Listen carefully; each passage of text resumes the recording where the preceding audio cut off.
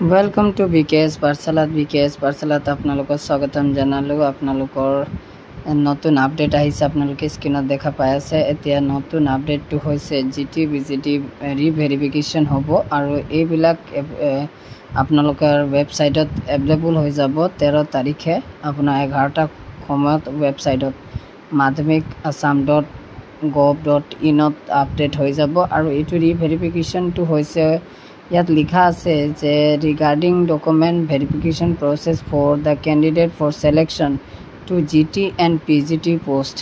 মানে জিটি পিজিটি সিলেকশ্যনৰ কাৰণে আপোনাৰ ভেৰিফিকেশ্যন হ'ব পাৰে। যিবিলাকে জিটি পিজিটি দুটাতে আহিছে সিহঁতৰ ভেৰিফিকেশ্যন হ'ব পাৰে। আৰু লগতে আপোনাৰ ভেৰিফিকেশ্যন বুলি দিছে যিহঁতৰ কিবা ডকুমেণ্টৰ কিবা খেলিমেলি হৈছে বা কিবা প্ৰব্লেমৰ কাৰণে হ'ব পাৰে, সেইখিনি ৰিভেৰিফিকেশ্যন দিছে। আৰু এডমিট কাৰ্ড সেইদিনা আপোনাৰ 13 তাৰিখে আপোনাৰ 11টাত আপোনালোকে ৱেবছাইটত আপোনালোকে পাই যাব। আৰু যিবিলাকৰ ৰিভেৰিফিকেশ্যন দিছে অফিচিয়েল ৱেবছাইটত আপোনালোকে ডাউনলোড কৰি আপোনালোকে কি ডকুমেণ্টছ কিহৰ কাৰণে আপোনালোকে ৰিভেৰিফিকেশ্যন বিচাৰিছে তাত আপোনাৰ লিখা থাকিব, আপোনালোকে চাব পাৰিব।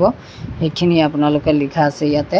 আৰু লগতে আপোনালোকৰ সেইখিনি যে আপোনাৰ ভেৰিফিকেশ্যন হ'ব এইটো আপোনালোকৰ ডাইৰেক্টৰ অফ ছেকেণ্ডেৰী এডুকেশ্যন কাহিলীপাৰাতে হ'ব আপোনালোকৰ ৰিভেৰিফিকেশ্যন।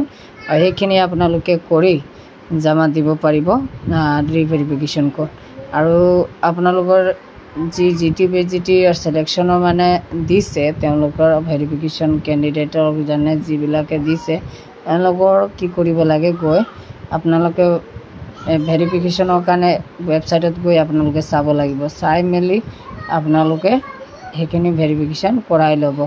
আৰু যি তাৰিখে দিছে সেই মিছটো নকৰিব, যিহেতু এইটো চান্স আৰু নাপায়, যিহেতু এতিয়া দিনে দিনে ওচৰত গৈ আছে। আমি যেনেকৈ মই কালি এটা ভিডিঅ'ত কৈছিলোঁ যে এসপ্তাহ ভিতৰত কিবা না কিবা এটা নটিচ ওলাব, সেইটো ওলালেহে আজি। আৰু লগতে আপোনাক কৈছিলোঁ যে লিষ্টখন ওলাই যাব এই 15 দিন পিছত, তো হৈ যাব পাৰে ওলাই যায়।